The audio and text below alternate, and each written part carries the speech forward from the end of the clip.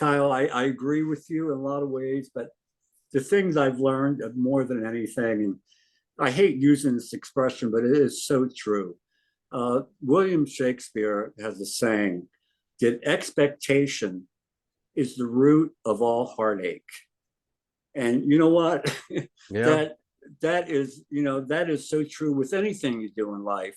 If you do something with the expectation of getting a big reward from it, and you don't hit that point, you're going to be let down, you know. Oh, I But if agree. you but if you go into something with pure love of doing it, and if something happens, it happens, you know. Hmm. But it's not going to take away your joy just because it didn't, because making it, that's up to the gods. All you can do is write a record, make a record, and give it to a record company and hope that they can get some airplay. They can, shake the tree and get people turned on to it. But Kyle, in reality, there's a band in every city of every state of every country in the friggin' world, and only so many Yeah. bands make it. So, it's almost like winning the lottery these days. And America's tough because America's flavor of the week. Yeah. There's so much going on that the people, nothing sticks because there's just too many choices. So, expectations, yeah, in my heart of hearts, I think there's no reason why this record shouldn't be successful.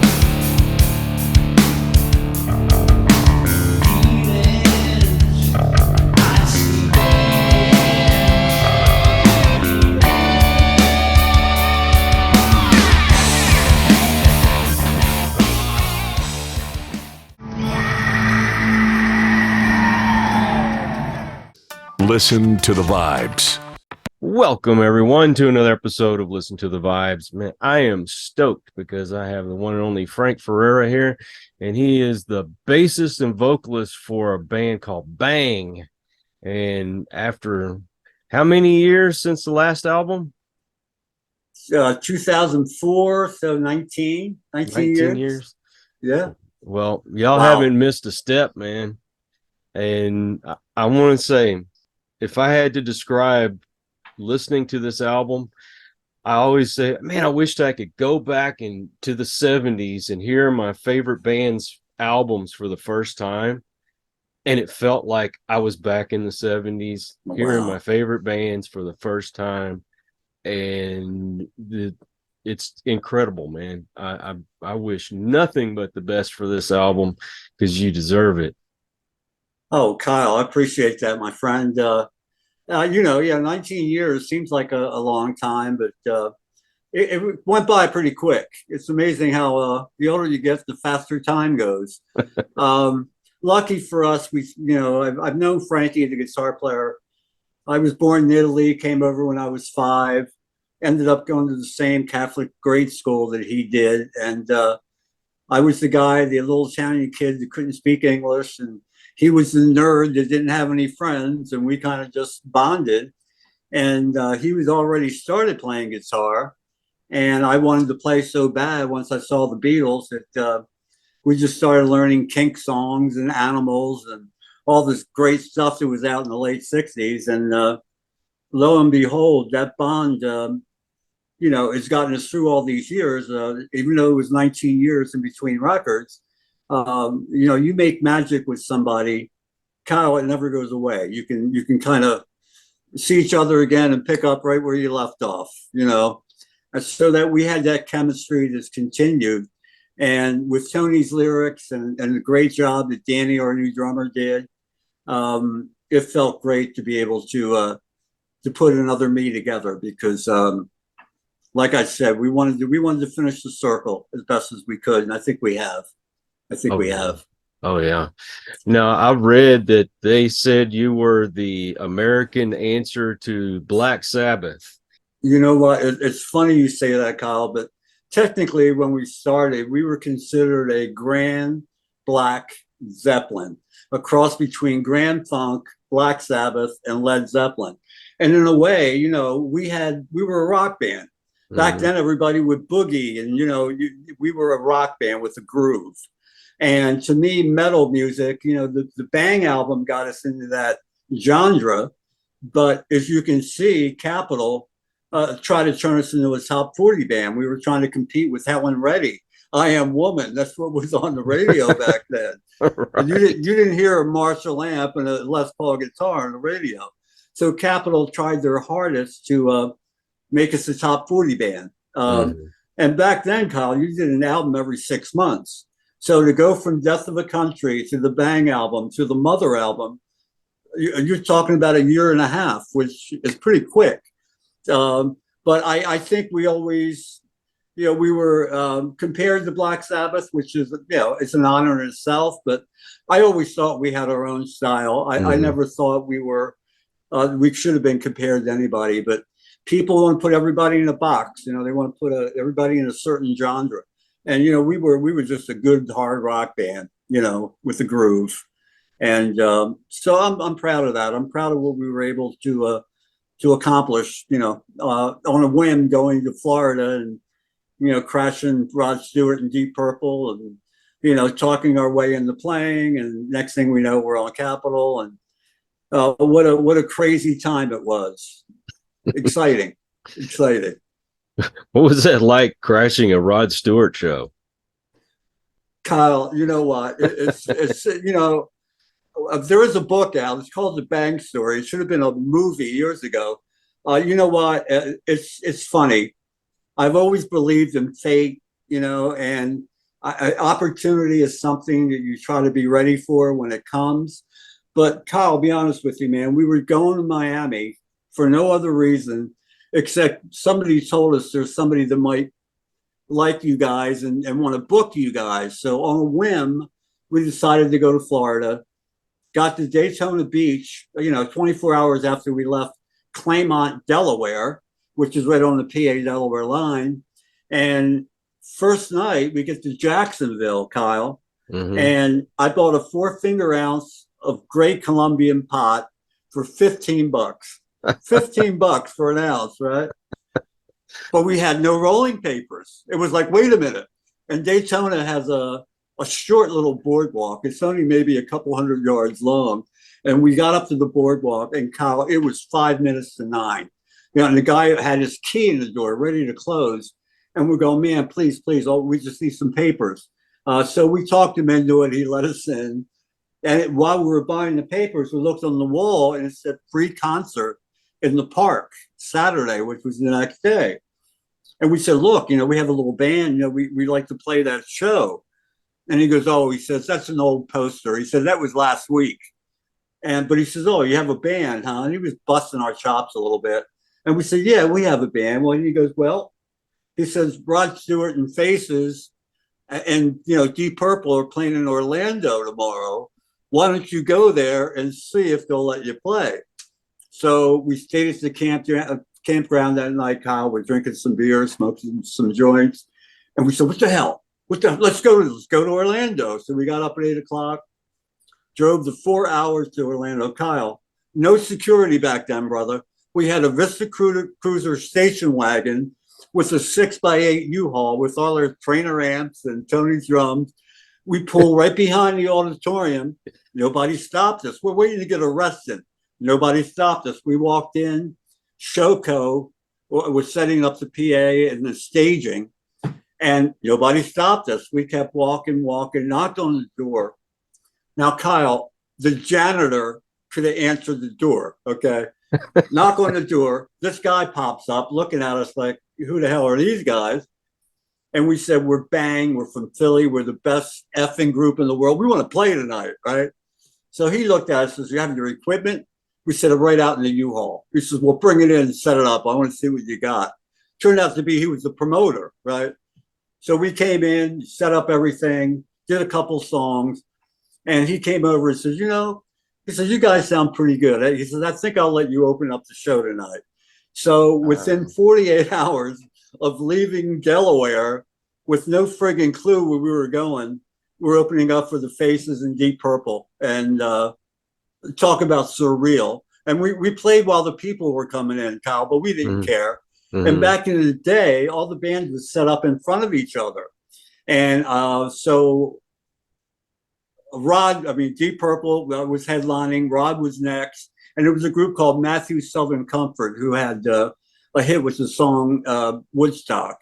And Kyle, we had about 2 feet of stage. That's all we had room for to be able to slap our trainer amps up there. No roadies, and we played about a half hour and got off stage, and we're backstage with Deep Purple and Rod, and it was like just so surreal. And next thing we know, Rick Bowen, who was the promoter, said, "Look, man," he says, "you guys did really good." He says, "I'm doing a show with Steppenwolf from Richmond next week. You guys want to open up the show?" And it's like, dude, what are you talking about? Yeah. So he says, "Well, I know you're going to Florida. I have a hotel in Fort Lauderdale. I'm co-owner. I'm friends with the owner that he'll let you stay there."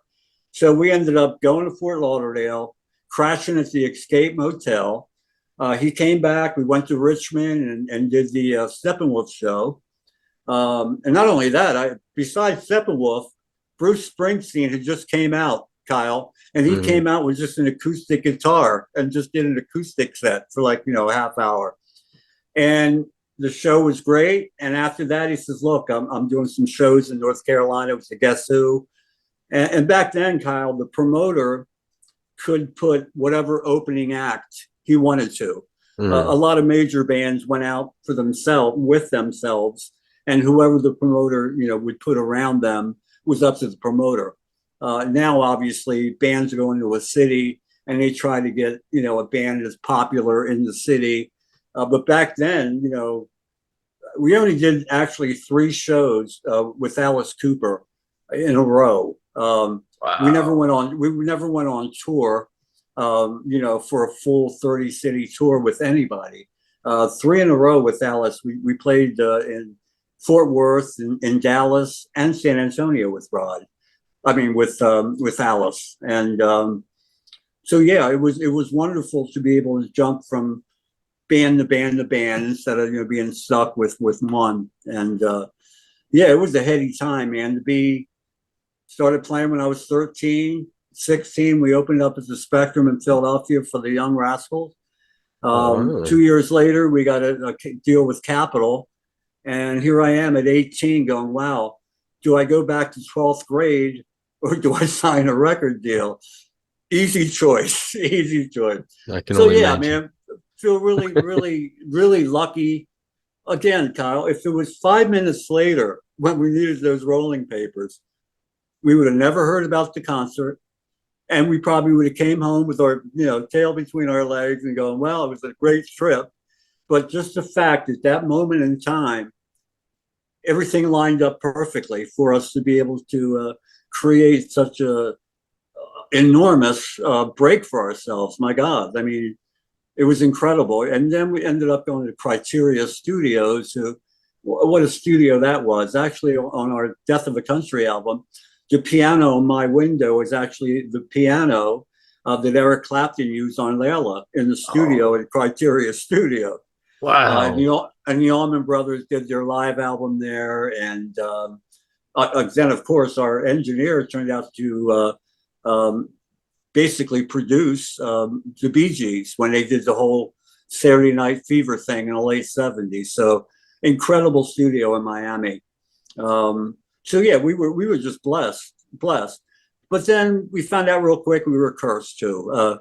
We had a chance to go with Atlantic, which I wish we did.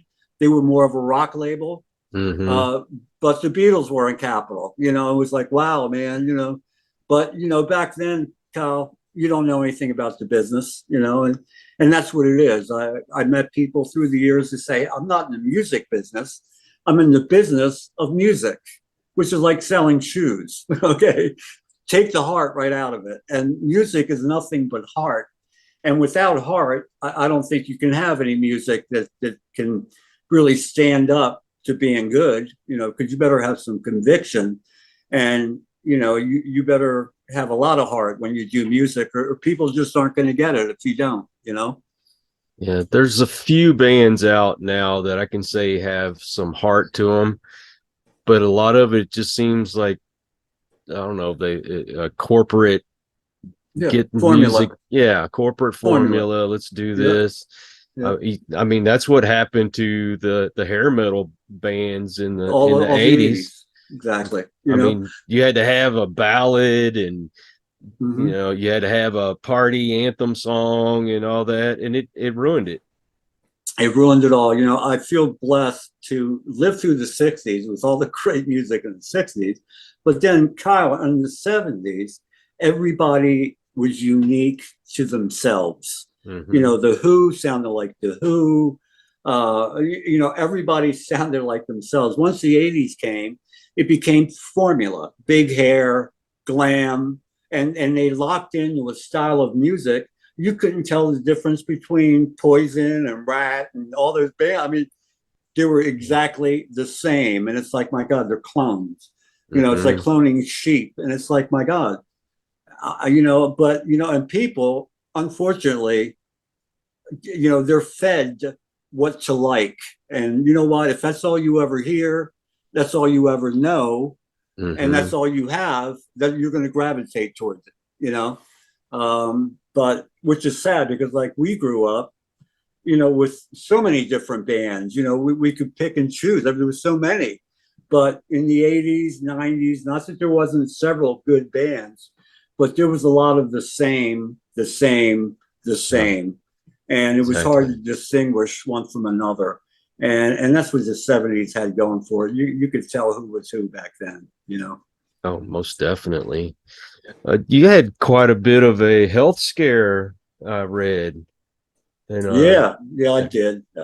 You know, health scare.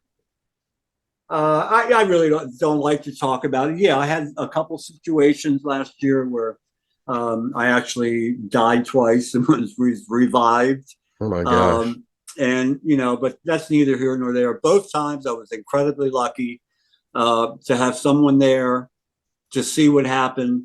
Were able to get me, some help right away.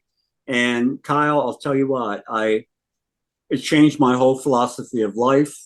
It made me realize, what's right is right, what's wrong is wrong, and don't take any shit from anybody. Right. Don't be afraid to question things, because these doctors, when I had my cardiac arrest, they wanted to do this and do that. I'm already diabetic. I take enough medicine, but Hmm. they're feeding me all these heart medications, Kyle, where I have no energy. It's like, man, I could barely walk up the step. I could barely get off the couch without feeling dizzy.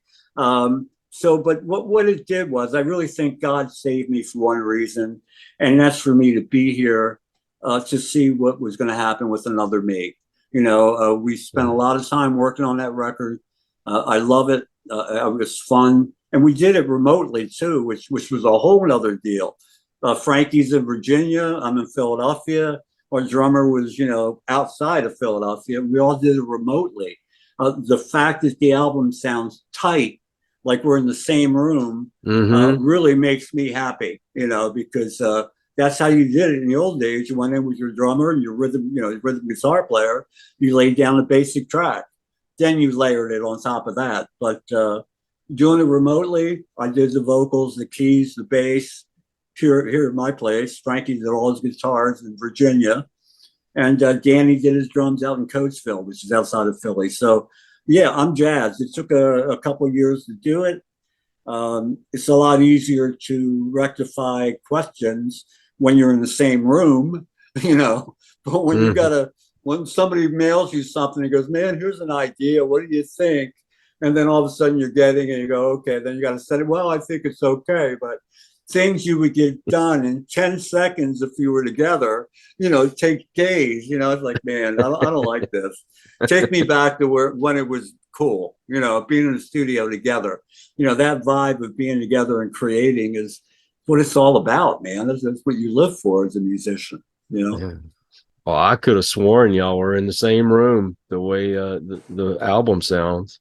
It sounds live. It's got energy to it. I love the energy it has. I, you know, I don't know what it is. Some people said it should be heavier. The guitars need to be heavier, but you know what? If you listen to it and just crank it up and put some headphones on, you know what? It's going to kick your ass. And it might not be everybody's style, but you know what? Learned a long time ago, Kyle. I met Andy Williams back in the day, who was on Capitol. And we met him, and he says, "Oh, you guys have a band?" He says, "That's great." He says, "Remember one thing, guys." He said, "There's room for everybody." And we're looking at him like, "Okay, Andy, okay." And we went out to see him that night, and he had a sellout audience with mom and pop in their best clothes. And he's right, there is room for everybody. And what I found out when I went to LA, moved to Hollywood in the early 80s, everybody had like 5 bands they were in, trying to see.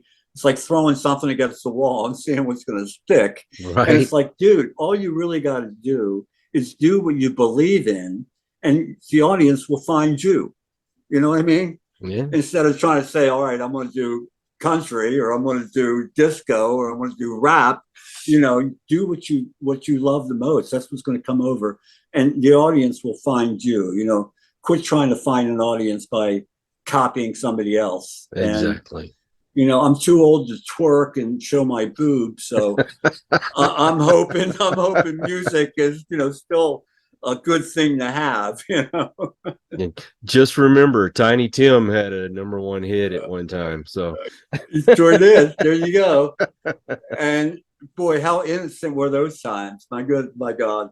Miss Vicky, I wonder where she is now. That was his wife or his girlfriend, I think. That was like crazy. The greatest event on television at one time, their marriage. Oh, it really was, Kyle. Everything was just so different back then. My God, everything was, you never knew what was going to happen around the next corner. And just growing up, I was loving the Beatles so much, and couldn't wait to hear their next song, because you knew it was going to be so different than the one before. And, just getting turned on by them. And the fact that they did in 7 years over 200 songs. And I swear to you, I know every friggin' song they ever did. Right. And there was not one filler in there. And in 7 years, think of that, Kyle. There's always a thing, who's the greatest band? The Stones. Sorry. The Stones has some great songs. Don't get me wrong. But they had a lot of filler. Okay. I couldn't sit here and list every song that the Stones ever did. I mean, I couldn't, but I can sit here and pretty much know that I've heard every Beatles song that was ever done. And never once did they repeat themselves, which that in itself makes it miraculous, Oh man, you ain't lying. I mean, it's mind-boggling that the fact that 4 guys could grow up in this little city over in the UK and get together and have so much talent, among them. Please, if that's not from the gods, I don't know what else it could be, but enough of that. Let's talk about Bang, Kyle.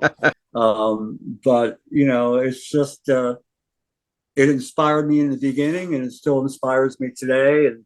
And I'm just thankful that God put us in a place to, be in the music business and have a little bit of cool history that makes us relevant after all this time. Kyle, it's funny. We walked in on the Faces Deep Purple concert. It was the 21st of July of 1971. And here it is. Another Me came out on the 21st of July of 2023. 52 years to the friggin' day. Okay. It's like, wait a minute. It wasn't planned that way. Cleopatra just happened to say, okay, we're going to release it on the 21st of July. But it's like another cosmic sign coming out of who the hell knows where it's coming from. And it's pretty weird. It's almost like Twilight Zone. Pretty strange. Well, I think everything happens for a reason. Yeah, I agree, Kyle. Hopefully. Again, I just want the music to get out, and I want people to enjoy it, because I think it's good stuff. Thing I always liked about Bang is we wrote stories. Tony was into science fiction, so we wrote a lot of science fiction, a lot of off the wall stuff. Death of a Country, which was done 54 years ago, which should have been our first album. You listen to that, and then you read the lyrics, and you can see what's going on today and go, man, you guys were talking about this 54 years ago. So, you know, it's always been about science fiction, pollution, how man has just ruined everything he's ever touched since the beginning of time. And that continues in so many different ways today. So it was cool to be relevant. We just didn't write love songs, even though we could.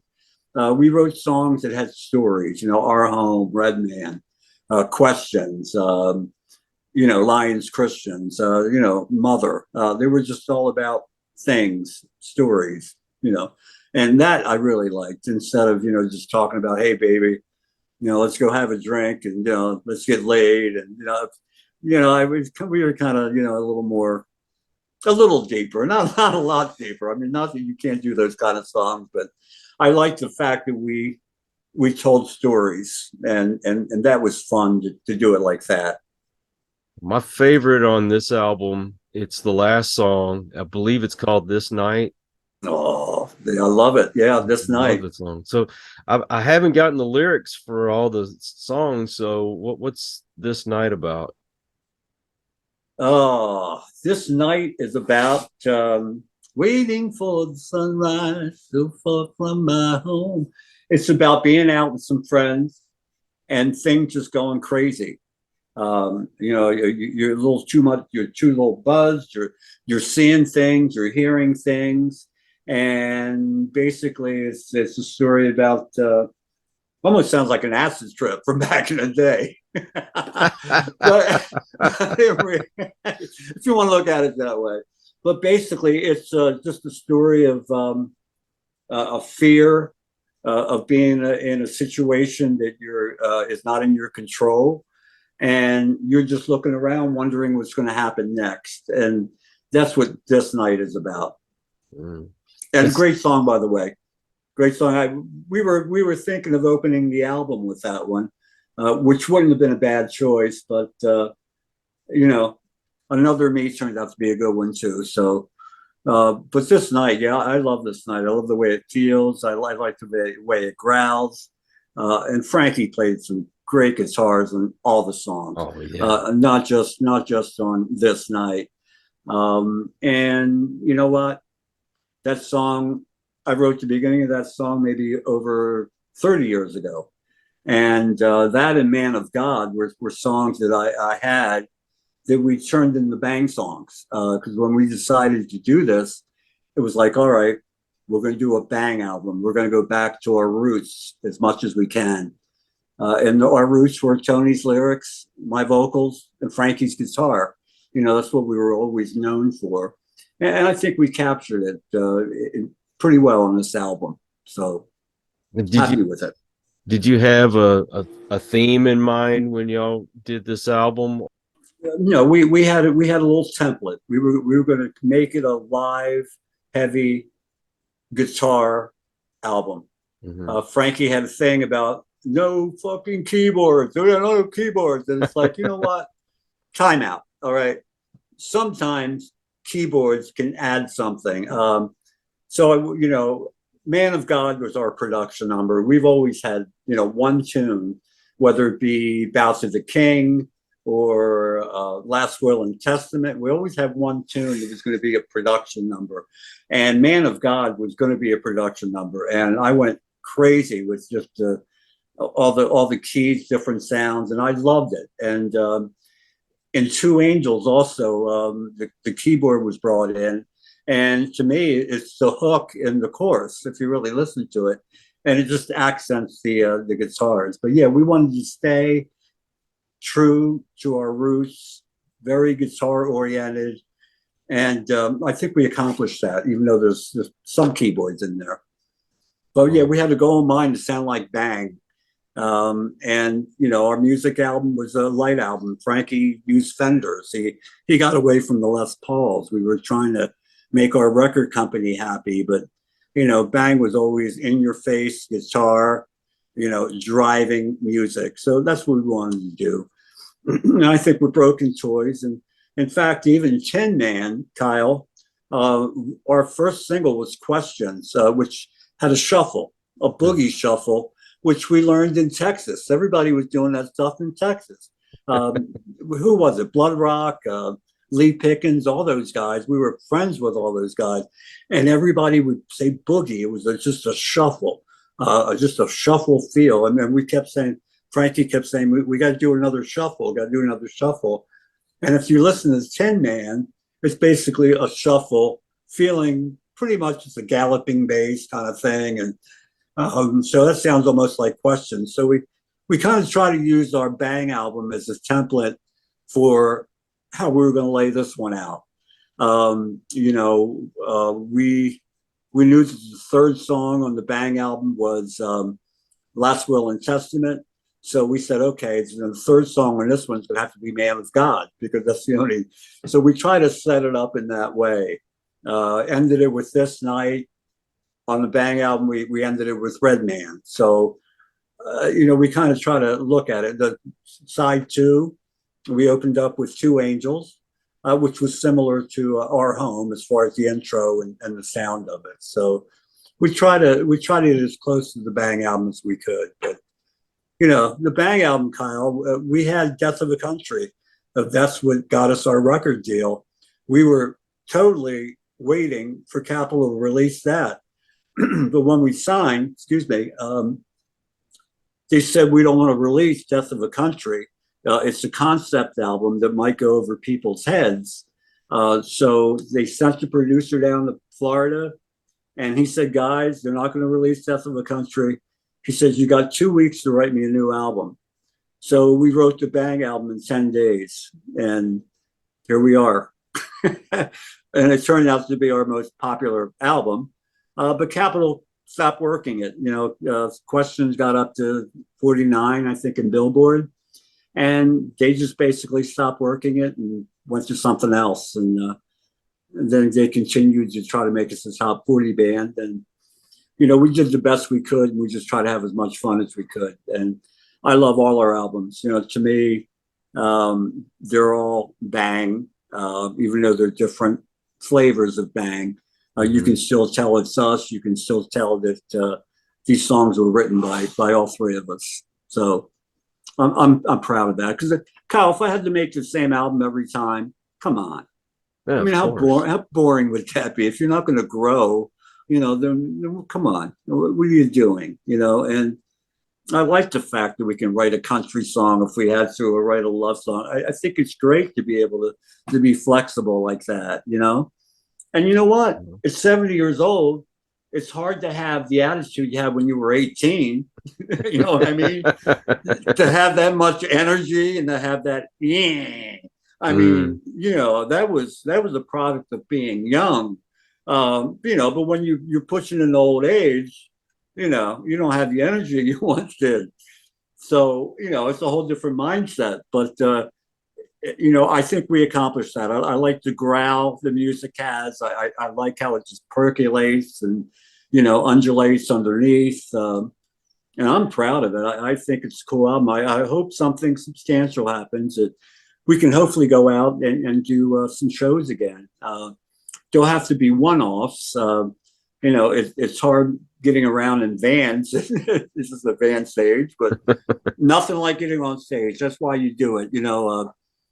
Getting on stage is never a problem, because once you get on stage, Kyle, it just takes over. You just have a great time. It's just getting there.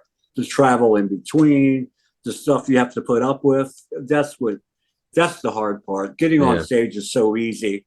You just get up there and have fun, and that's why you do it, just for that 1 hour or 2 hours you get to be on stage. And it's still a thrill after all these years. Honestly, I would have thought y'all were in your 20s doing this album. It has such an energy to it. I can't say enough good stuff about this album. Kyle, I agree with you in a lot of ways, but the things I've learned more than anything, and I hate using this expression, but it is so true. William Shakespeare has a saying that expectation is the root of all heartache. And you know what? Yeah. that is, that is so true with anything you do in life. If you do something with the expectation of getting a big reward from it, and you don't hit that point, you're going to be let down, Oh, I But agree. if you go into something with pure love of doing it, and if something happens, it happens, Hmm. but it's not going to take away your joy just because it didn't, because making it, that's up to the gods. All you can do is write a record, make a record, and give it to a record company and hope that they can get some airplay. They can, shake the tree and get people turned on to it. But Kyle, in reality, there's a band in every city of every state of every country in the friggin' world, and only so many Mm. bands make it. So, it's almost like winning the lottery these days. And America's tough because America's flavor of the week. Yeah. There's so much going on that the people, nothing sticks because there's just too many choices. So, expectations, yeah, in my heart of hearts, I think there's no reason why this record shouldn't be successful. I think it stands up to any music that's out there. I don't care who it is, Hmm. and that's not out of ego. That's just out of somebody who's been playing for 4/5 of my life, and I know music, and I kind of think I know what's good and what isn't. And I'm not tooting our own horn by any means, but you know what? I'll put it next to anybody else and feel good about it and not be intimidated by anybody else's music because I think it stands alone on its own. And I really believe that, and nobody's going to change my mind. But I know that everybody's got an opinion about something, and they're going to find something wrong with it. But to me, it doesn't matter as long as they're talking about it, good, bad, or indifferent. I'm not going to take offense. I would just like to get a good push so more people can hear it because I think once they hear it, I think they'll like it. There's really nothing not to like. I don't think anything's horrendous by any means. So, just happy with it. And the fact that, you love it so much, it just bears testament to what I'm talking about. You were thrilled by it because probably weren't expecting it, but it was a nice surprise. And it feels good to hear you say that you were surprised and you really enjoyed it. That's what it's all about. I could put it with my record collection and think that it was already a classic album. Well, you better do that, Kyle. I'm going to come down there and check, make sure that it's in your collection. I'm going to call it, you out on that. it will be in my collection. Speaking of, or is it going to be on vinyl? Yes, vinyl will be out on August 9th. Another Me album is going to come out in blue vinyl and red vinyl, limited edition. They couldn't release, they weren't ready. Technically, the album wasn't supposed to be out till the fall. But then my situation happened, and I basically said, look, because Cleo wanted to release our debut album also, which they did on June 29th. The Bang album had a re-release. That's available in digital, CD, and vinyl also. And the CD of Another Me came out on 21st of July. Vinyl is pushed back to August 9th. But I'll tell you what, the other fun I had was putting that great cover together. I mean, that cover to me, I see a black light poster, Mm-hmm. I was I thinking see that too. I see a t-shirt, I mean, it's like, I had so much fun putting that together with our girl, Laurie Citus from, who Cleopatra out in LA signed up to help us do the album. So we had a great time putting it together, and the satellites in the middle, and a great shot of me and Frankie in the back cover. Yeah, it was fun to jump back into the game after 19 years. Not that we didn't do anything. We got to go to Europe for the first time, and that was just mind blowing to say the least. It took us 45 years to get there, but to be in Paris, London, and to have all these people who knew who we were and were singing songs with me. They knew the lyrics better than I did. I mean, Kyle, at that point, you could have shot me with an AK-47 and bullets would have bounced off my chest because as a musician, that's all you ever want is to go up there and just kill and really feel that connection with an audience. And that's what we felt. Europe, once they find you, they never let you go. They're very loyal. The way of living is totally different from here, from the Western civilization. And it was just really cool to be in all those fantastic cities and feel the love from Bang fans. And they were Bang fans from 20 years old to 80 years old. And it was like, wow, what a demographic that was. But thrill of a lifetime. And I'm so glad we got the opportunity to do it while we were still, health-wise doing pretty good and able to go up there and do some good shows. It was a lot of fun. And you guys have a website, right? Yes, bangmusic.com. We try to get bang.com, but it turned out every porno company in the world. so we had to kind of improvise a little bit. So yes, bangmusic.com. And you guys do social media as well? Yes, we have an Instagram. We do obviously on Facebook also. Well, I'm going to put the links to buy the album and go to your website and all that in the description to make it easy for everybody. And Frank, thank you so much for coming on my show. I can't tell you how much I appreciate your time. Thank you for giving me the time. I also want to thank all you folks out there. If you are new to the channel, I hope you'll come back. Hit that subscribe button. For my regulars, you guys are awesome because you make it possible for me to do this. Until the next one, everyone, please take care. Be kind to one another. God bless and peace.